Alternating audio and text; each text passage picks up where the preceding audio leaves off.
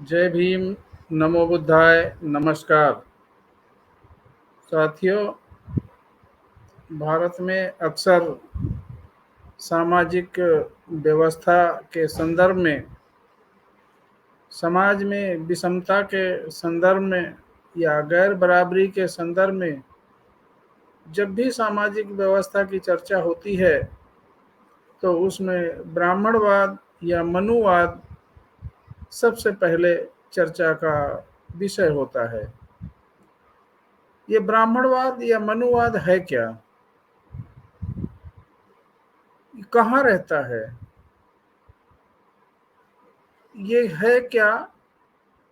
तो ब्राह्मणवाद एक वाद का मतलब होता है विचारधारा।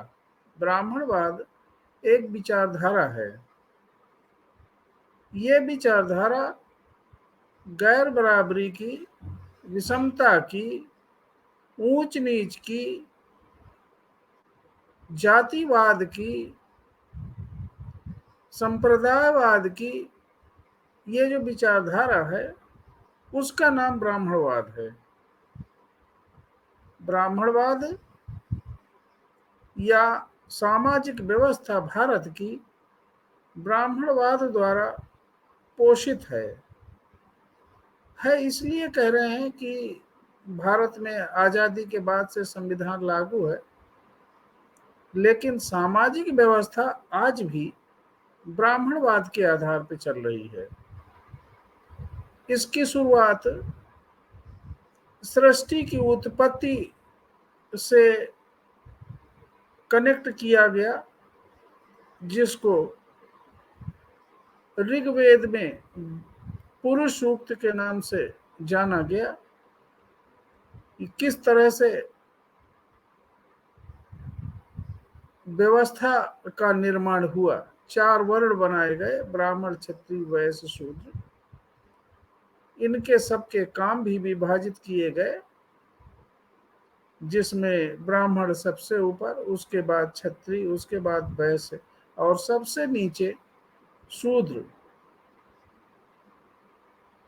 तो 3 जो वर्ण है, ब्राह्मण, क्षत्रिय, वैश्य, इन्हें तो हर तरह के अधिकार, हर तरह की सामाजिक, आर्थिक, राजनीतिक या सांस्कृतिक सुविधाएं, इन्हें सवर्ण माना गया। बाकी का जो बहुसंख्यक समाज है, जो भारत का मूल निवासी है, उसे शूद्र की श्रेणी में डाल दिया गया और उसके लिए काम जो निर्धारित किया गया वो सबकी सेवा करना, इन तीनों वर्णों की सेवा करना। उसके नियम भी, रहन सहन, उनकी शिक्षा, उनकी संपत्ति, हर चीजों से वंचित रखा गया। उनके दंड के प्राविधान भी अलग कर दिए गए। तो ये ग्रेडेड और डिग्रेडेड का सिस्टम, ये व्यवस्था ऊंच नीच की सीढ़ी नुमा, गैर बराबरी, असमानता के आधार पर बनाई गई और चलती रही और आज भी चल रही है। संविधान में इसे गैर कानूनी, असंवैधानिक माना गया। भारत में प्रजातंत्र की स्थापना हुई आजादी के बाद। जो सरकार की ऐसा तंत्र जो जनता द्वारा, जनता के लिए, और democracy of the people, for the people and by the people. तो ये व्यवस्था जनता के हित के लिए, विषमता को समाप्त करने के लिए, गैर बराबरी को समाप्त करने के लिए प्रजातंत्र की व्यवस्था इस दुनिया के सभी देशों में सर्वोच्च या आदर्श शासन प्रणाली मानी जाती है।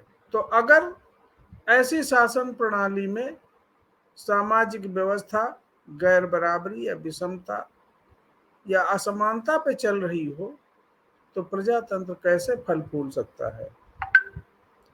प्रजातंत्र सही अर्थ में कैसे पनप सकता है? कैसे कह सकते हैं कि प्रजातंत्र की व्यवस्थाएं काम कर रही हैं जहां गैर बराबरी है? इसी जाति व्यवस्था के आधार पर राज्य के संसाधनों का, प्राकृतिक संसाधनों का विभाजन इसी गैर बराबरी के आधार पर होता है, तो वहां प्रजातंत्र कामयाब नहीं हो सकता। ब्राह्मणवाद, जातिवाद, पूंजीवाद, ये एक ही बातें हैं। भारत में कुछ लोगों के पास देश की संपदा, देश के संसाधन, देश की राजनीति, देश की अर्थनीति मुट्ठी भर लोगों के इर्द गिर्द उन्हीं के पास है। बाकी बहुसंख्यक वर्ग आज भी शोषण, जुल्म, गैर बराबरी, विषमता का शिकार है। ये प्रजातंत्र नहीं हो सकता। ये ब्राह्मणवाद, इसके खिलाफ भारत में बहुजन समाज में जन्मे तमाम संतों, गुरुओं ने संघर्ष किया। इस विषमता को समाप्त करने के लिए तथागत बुद्ध ने एक प्राकृतिक तार्किक दृष्टिकोण अपनाते हुए ऐसा धम्म दिया जो मानवता के लिए हितकारी, उसके सर्वांगीण विकास के लिए लाभकारी था। कबीर, नानक,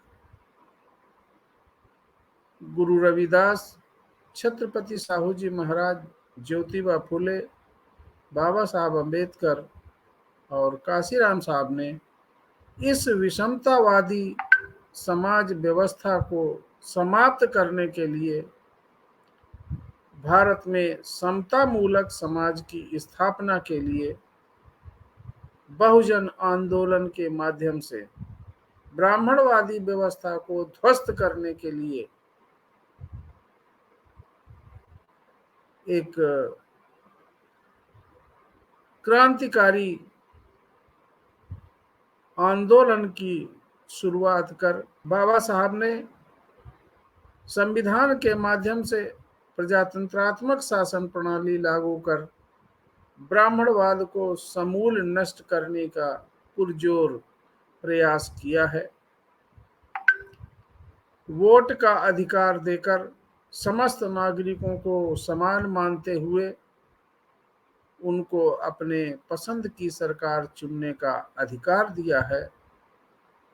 इस देश की जनता जो बहुसंख्यक है, वो उस व्यवस्था को बनाए रखने वाले लोगों को ही संसद और राज्य विधानसभाओं में भेजती है, जिसके कारण आज भी यह व्यवस्था, यह ब्राह्मणवादी व्यवस्था फल फूल रही है, जो इस बहुजन समाज के लिए घातक है। ये बहुजन समाज कभी भी सामाजिक, आर्थिक, राजनीतिक, सांस्कृतिक स्वतंत्रता का लाभ नहीं ले सकता जब तक इस तरह की सरकारें चलती रहेंगी, जब तक बहुजन समाज जागरूक होकर इस व्यवस्था को जड़ से उखाड़ फेंकने का प्रण नहीं लेता। साथियों, जय भीम, नमो बुद्धाय, नमस्कार।